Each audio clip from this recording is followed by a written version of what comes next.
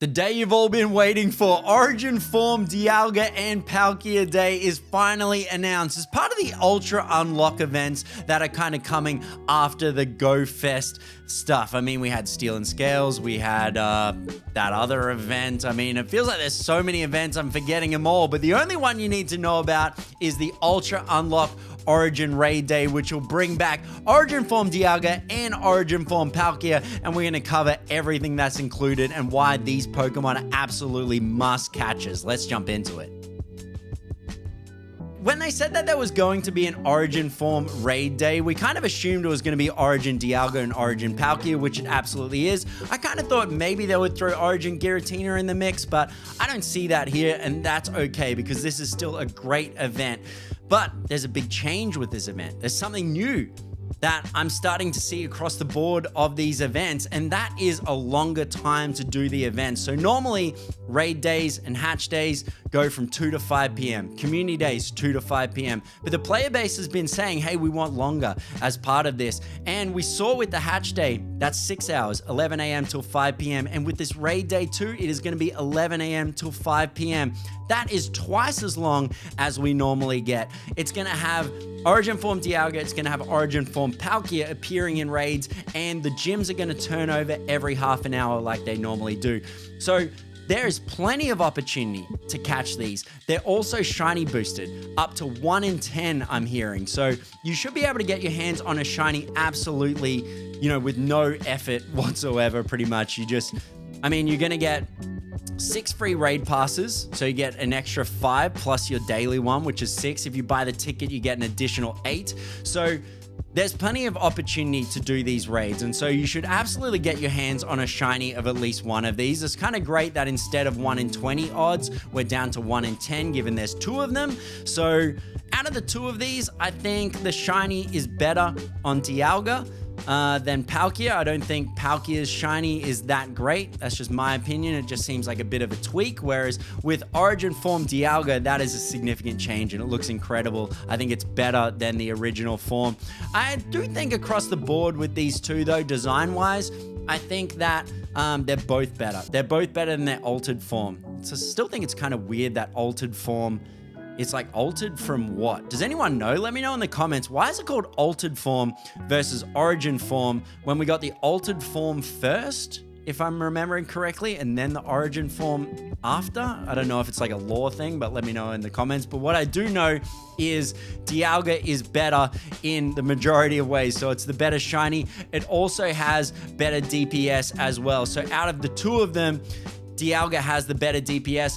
It is at 18.34 using its regular move and then Roar of Time as its charge move, whereas Palkia is 17.79 using its regular move and Spacial Rend as the charge move. So better shiny on Dialga, better DPS on Dialga. Palkia, though, has the edge on the adventure effect, and that's really what people want out of this, right? Like, you've got Dialga's adventure effect is called Roar of Time, and what that move does is it'll put, I think it's a 6-minute timer on any active sort of egg or lure, not lure, any kind of egg or incense that you have. So if you have your daily adventure incense on to try and catch a Galarian bird, then you would use Roar of Time, and that'll add, or it'll pause that timer effectively for 6 minutes, and you can stack it, right? You can't have Roar of Time and Spacial Rend active at the same time, so you have to pick one of the 2. In my opinion though, Palkia's adventure effect is better, and it's better for a variety of ways. So Spacial Rend basically doubles the radius that you'll be able to discover Pokemon. So when you see that circle expand a little bit and then echoes, Spacial Rend will add that again. So it really increases the amount of Pokemon that will spawn for you while it's active. And that's what's really cool about Spacial Rend. That's particularly great for community days. If you live in the city, you're gonna see heaps more spawns. It's particularly good for regional, remote, and rural players. So if you don't see many spawns, Spacial Rend will allow you to reach far more. So while you're not gonna be reining in Pokemon spawns, it is going to really help you discover more Pokemon. So in that way, Spacial Rend is better, but to me, Dialga has the damage increase, and it also has the better shiny. Now, when I say that Dialga has better DPS than Palkia, while that's true, they're both absolutely incredible. So 18.34 compared to 17.79, it's barely any different, absolutely. And I would think a usable Pokemon would have a DPS of around about 15. So if a Pokemon has a DPS, well, I'd probably even go to 14, right? If a Pokemon has DPS less than 14, I would kind of say that's not a great Pokemon and I'd look for a better one. So these are really high. I think the altered forms sit at around about 15, 16. So these are higher by a notable amount. So it doesn't matter if Palkia or Dialga is the one you like more. This is definitely something you should be getting both of these in your pocket, in your Pokedex. And don't forget, don't worry about IVs. I'm really spreading the word on that. Don't worry about IVs, right? It's a trophy component.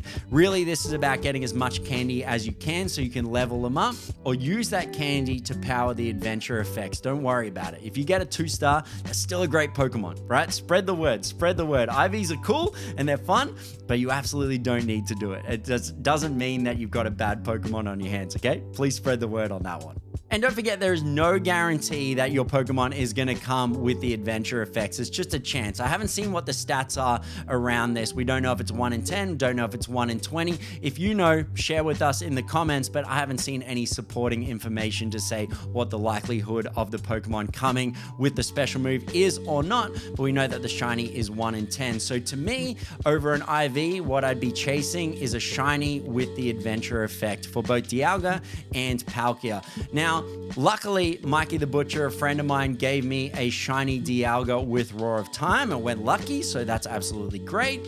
Maybe we even used our trinket on that one. But I caught a shiny Palkia with Spacial Rend. So I've got one of both. And so I'm pretty satisfied, but I know people are so excited to get this done on August 10th from 11 till 5. I can't believe we've got 6 hours of this. And I'm going to be doing raids in South Bank. So if you're around, please come and say hello and we can hang out and do them together. But there's so many bonuses that are included as part of this. So let's look at everything that's included as part of this event beyond just these 2 absolutely incredible Pokemon.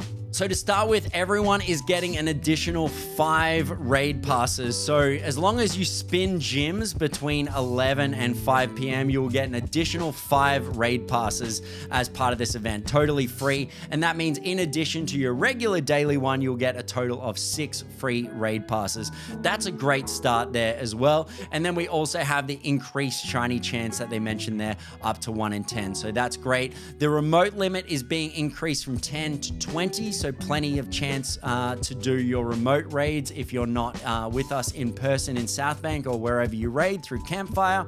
And then there's also the 1.5 times XP bonus.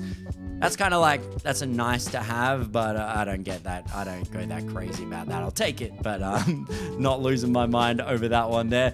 But what is really exciting is the extra XL candy drop chance. So if you are a trainer 31 or above, level 31 or above, then you'll see more XL candy drop as part of that. And that'll be key to being able to level up your Dialga and your Palkia. On the next page here, there's the event ticket. So the event ticket will come out as well. And that will give you an additional 8. So you'll get the 6 for free plus the 8. So what'll that be, like 14? 14? That's great.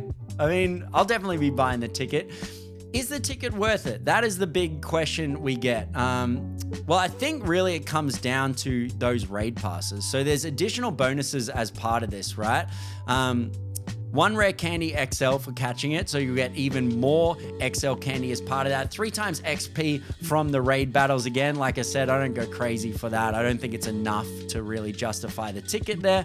And 2 times Stardust from raid battles. Again, if that was on max battles where you get 25,000 Stardust for completing it, then that would be notable. So I think really the value of the ticket comes down to those 8 additional raid passes.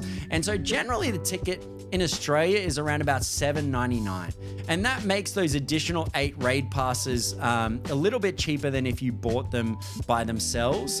It's kind of like 100 coins for one raid pass. Sorry, it's even more for a remote raid pass. So that means that it's about $8, about sort of by the time you do the conversion. around about, $12, $10 to $12 for the raid passes. So if you are going to do that many raid passes, more cost effective to buy the ticket than it would be if you bought the raid passes by themselves. So I think the value of the ticket, is a ticket worth it, really comes down to, are you going to do that many raids? So if you are going to do 14 raids and you know that, buy the ticket. If you don't think you're going to do 14 raids, then I wouldn't worry about the ticket so much. But both of these Pokemon look great. I mean, just look at them. Just look at the shinies. You want them, right? Like, let me know in the comments, how excited are you for this event? What do you think about us having an extra 3 hours to get this done? Do you like it when there's just 3 hours, or do you like this extended 6-hour time frame? If I'm honest, I like that the developer has listened to the feedback that people want a longer amount of time, but for me, I kind of like when it's a little bit more condensed and focused, because I think more people show up to the event. Because people show up at the condensed time because they want to make the most of that 3 hours. Now that there's going to be 6 hours, it's going to be spread out and it's going to feel like less people are there. That's just my opinion. And really, at the end of the day, it's more important than people are actually able to get involved. So some more flexibility around people's schedules is always a great thing. And it's great that developers listen. So at the end of the day, if it gets more people playing this, then that is a huge win. I mean, for me, I just kind of like the vibe of a little bit more of a condensed event. But hey, that's just me. I'm still going to do the same amount of raids. I'm going to do 15 to 20 or so, like that is what I normally do. We'll do the vlog as well, so keep an eye out for that. But for now, I'm curious to know, what do you think about shiny Dialga versus shiny Palkia? Which one do you think is the better shiny? And do you agree that Spacial Rend is the better adventure effect over Roar of Time? Really curious to know. But in the meantime, please like, subscribe, and consider supporting the Patreon just like these fine folk here have done. And as always, happy for feedback on the video. We're learning as we go, but in the meantime, I'll see you guys in the comments.